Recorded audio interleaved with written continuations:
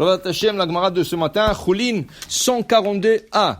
Tanya, Rabbi Yaakov Omer, En lecha kol mitzvah ou mitzvah shebat Torah, shematan schara betzida, she'en tchiat hametim tleoba. Regarde tout le mitzvot, ken, shematan schara betzida, que la Torah a dit la récompense, il y a aussi dedans tchiat hametim. Ça parle de la résurrection de mort. Cette mitzvah parlait, par exemple, il dit, bekibud avaim, dans le respect de parents, Kitiv le ma'an yerichun yamecha ou le ma'an itavlach, afin que tu prolonges tes jours, ou le ma'an itavlach, tu prolonges tes jours, ken. C'est comme triat ametim, le ma'an itavlach, afin que tu auras le bonheur. Beshelo achaken, shelo achaken aussi la Torah dit, le ma'an itavlach varach te'amim. Alors il dit ici la Gemara, si tu dis que respecter le parent, ça donne une longévité de vie. Et triat hametim et tout ce que tu veux. Alors il dit ici la Gemara, voilà, Aresh amar lo aviv ale la bira. Va veli gozalot, il y avait une histoire avec un père qui a dit à son fils, il était le jeune, et le petit était jeune. Il dit regarde, sur l'arbre là-bas, il y a un nid des oiseaux, il y a des oisillons. Allez, monte sur l'arbre, va veli gozalot, emmène-moi les oisillons. Ve'ala, et le petit est monté. Il a trouvé la mère sur les oisillons. Qu'est-ce qu'il a fait? Chez Loachaken. Il a pris la mère, il l'a renvoyée pour prendre les oisillons, pour avoir une longue vie, pour faire kiboud avaim, le deux mitzvot. Il voulait faire kiboud avaim, donner à son père les oisillons. Velakach et abanim. Uba chazarato. Mais quand il est descendu de l'arbre, nafal vamet. Il est tombé, il est mort. Alors toi, tu as dit que quelqu'un qui fait la mitzvot chez Loachaken, et quelqu'un qui écoute ses parents, il fait la volonté de ses parents, arichut yamim, dit la Gemara, echan arichut yamav shelze. Où est la longue vie de celui-là qui est tombé? Il est en train de faire une mitzvah.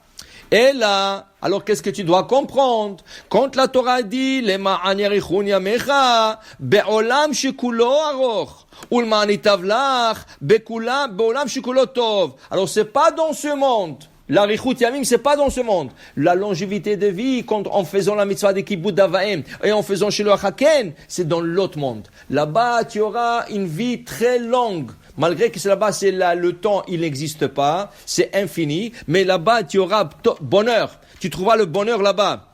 Dit la Gemara, Vedilma lo aveachi. Rabbi Yaakov Maaseh Chazam. Dit la Gemara, Vedilma mar'er ba'avera ava.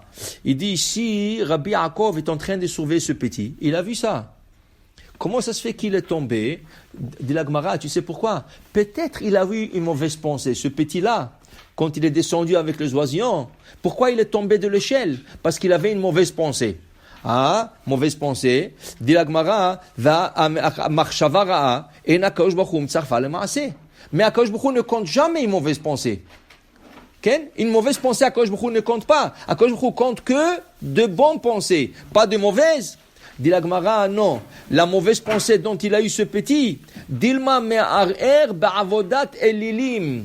Il pensait de l'idolâtrie. Il a vu une idole, dans sa tête, il dit, ah, il est beau cet idole, tout ça. Ou tu sais pas, il avait Avodah Zara, et il a pensé sur Avodah Zara. Et sur la Avodah Zara, le prophète Echeskel, il dit, les ma'an tefos et bet Israël belibam. Ça, penser sur la Avodah Zara, Dieu t'attrape même sur la pensée. Pas seulement sur l'acte. Même sur la pensée, tu es attrapé. Ve'amar avracha be'akov, zu machshavat egolim. Alors il dit la Gemara, Ela, secha mitzvot be'alma leka. Alors il dit la Gemara comme ça. La Gemara dit, V'amar Rabbi Elazar, Shlochei mitzvah inam nizokim, lo be'alichatam velo b'chazaratam. Quelqu'un qui va pour faire une mitzvah,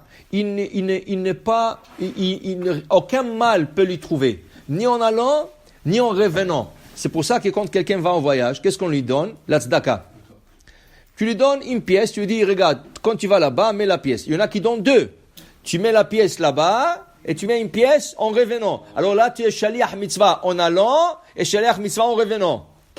Ou si on te donne une pièce, tu la gardes pour le retour. Alors tu vas, tu retournes et tu mets dans la tzedaka. Il dit la Gemara ici, alors comment ça se fait que ce petit est tombé? Il était shliach mitzvah, son père lui a dit monte, va me chercher les oisillons. Comment ça se fait qu'il est tombé? Dit la Gemara, Sulam ra'ua ava, l'échelle était brisée.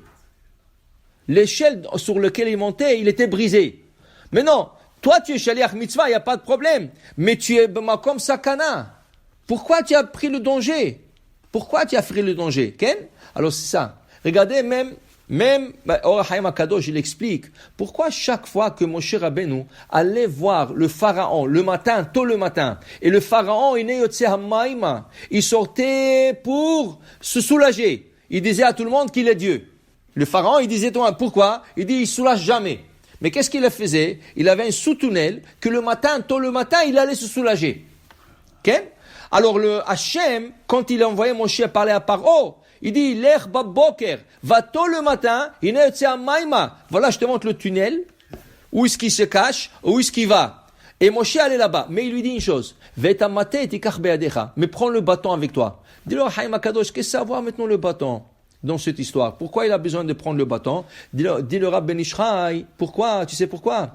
Parce que c'est sûr que Paro, s'il serait énervé, il l'aurait tué.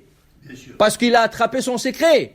Mais maintenant qu'il a le bâton qui fait le miracle, qui tourne le Nil en sang et qui emmène la grenouille. Alors c'est un bâton qui a la protection. Il dit, tu veux te protéger, tu veux pas aller rien comme ça. Même si je t'envoie, je t'envoie à Hachem, mais tu veux pas aller comme ça. Il faut la protection. C'est quoi la protection? Le bâton.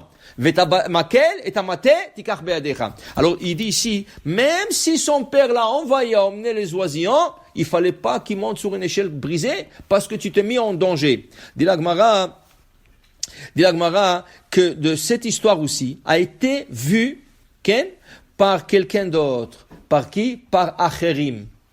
Qui Acherim? Le maître de Rabbi Meir Baal Hanes. Ça c'est une des choses qui l'a rendu à Pikoros. Ça, c'est une des choses qu'il a sorti de la religion. Il a dit, c'est pas possible. La Torah promet pour le Kibbout Avaim et pour le Shiloh HaKen une longue vie. Comment ça se fait qu'il est mort? Il n'a pas vu que l'échelle était brisée. Il n'a pas pensé, peut-être qu'il avait la Avodah Zara dans la tête. Tout ce qu'il a vu, qu'il est monté, il est tombé. Alors, il a renié la Torah. Alors, il te dit ici, non, il faut jamais juger comme ça. Il faut voir qu'est-ce qui se cache. C'est la Gemara qui nous dévoile ça. Nous, on n'était pas là-bas. Alors comment on peut savoir que l'échelle était brisée? La Gemara nous le dit. Nous, est-ce qu'on peut lire le pensée d'une personne? Comment tu peux savoir qu'il a pensé la Avodah Zara, c'est pour ça qu'il est tombé? On ne peut pas savoir, nous. C'est la Torah, c'est la Gemara qui nous le dévoile. Alors pour te dire, ne juge pas. Quand tu vois quelque chose qui arrive, il y a une raison. Et malheureusement, le Acherim, le maître de Rabbi Meir Baal Hanes est devenu à Pikoros. À la fin, Rabbi Meir Ben Hanes, il a retenu, pour te dire, alors le man itavlach be'ulam shekolo tov, ou le man yarchun yamecha be'ulam shekolo aroch. Toutes ces promesses-là, ils sont pour le monde futur, pour le Triat HaMetim. Baruch Adonai le'olam. Amen ve amen.